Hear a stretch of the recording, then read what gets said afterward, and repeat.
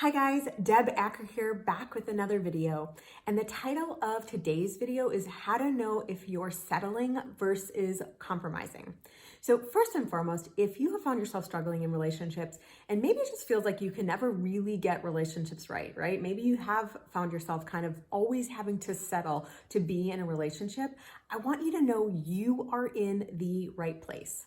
For those of you who are new here, welcome. My name is Deb Acker. I'm an intuitive relationship healer, and I work mainly with women to help them to heal their relationships, including and especially their relationship with themselves. Because so much of the time, some of that, uncertainty that we have in relationships, it's related to and connected to our relationship with ourselves. Right? And when we can start to shift that in a relationship, all of our outer relationships and the people we're attracting, people so that we can actually feel certain about, our relationships and certain about our future, those start to shift as a result of this. And so if you're wanting to really dive deeper into this concept, I really want to invite you to stay to the end because I'll be sharing a way that we can do this. But in the meantime, let's go ahead and look at this topic of, how do you know if you're settling versus compromising? And, first of all, it's important to look at, okay, what is this thing that's really bugging you, right? Is it that someone, throws a sock on the floor, they leave their dirty underwear on the floor, right? Or is it like, there's an issue with intimacy, there's an issue with communication, there's an issue with sex, right? And so it's so important to, first of all, look at the topic, because if the topic is really a minimal topic, right, that's one aspect of it. Now, this is not to say like if them leaving their dirty underwear on the floor is a huge important factor to you, it's important to notice that. So with this, it's important, once you've kind of looked at, okay, is this topic like a serious, major, fundamental relationship issue? Or is this topic something that's just sort of what I would consider more on the lighter side, or just something like kind of, a mannerism, a way of being, right? The second part of this is then to look at how important is this to me, right? Because I can't answer like, if it's important to you or not, but if it's important to you, even if it's just that it really bothers you, right? That them leaving their dirty underwear is like a deal breaker for you. It's a deal breaker. You don't have to convince yourself. You don't have to negotiate it. You don't have to talk to 10 of your friends about it and ask them if it's a deal breaker for them, which I say all those things because those are things I've done in the past, right? So I know you, right? But you don't have to do that. Just, it's like, this is a deal breaker for me. That's it, right? And then with this, it's important to look at, okay, how is this going to impact my life? And how is this going to impact my quality of life if nothing changes?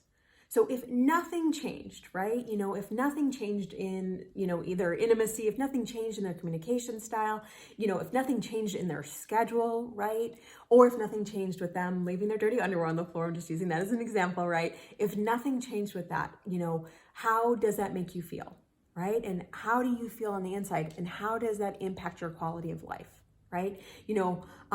If you find yourself with whatever the habit is in a constantly contracted space, in a constantly contracted state of being in your body, that's how you know you are out of alignment with your truth. You are out of alignment with your soul, right? So it's so important to really look at and go, okay, is this okay for me? Is this in alignment for me? And if you're in a contracted state, we are not meant to be in contracted states in our relationships or in any parts of our lives, right?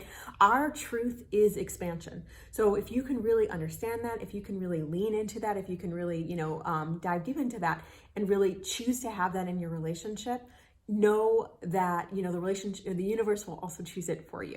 And as part of this, understand that if you have a desire, it's because it is there to be fulfilled, right? It's not because you're there to settle. It's not because you have to literally, do something that you're not meant to do or you don't want to do, right? If you have a desire, it is because it's meant to be fulfilled. But you first have to choose that, right? You have to hold a big enough space for yourself to know the relationship that you're desiring is possible. And if once you've held that for yourself, then that'll start to show up in all other aspects, but it's you and you first that has to choose that. So that is today's video. Now, if you are wanting to dive into this topic, and again, maybe you found yourself kind of wishy-washy in your relationships. Maybe you found yourself struggling in relationships. Maybe you found yourself where, relationships really never fully work out for you.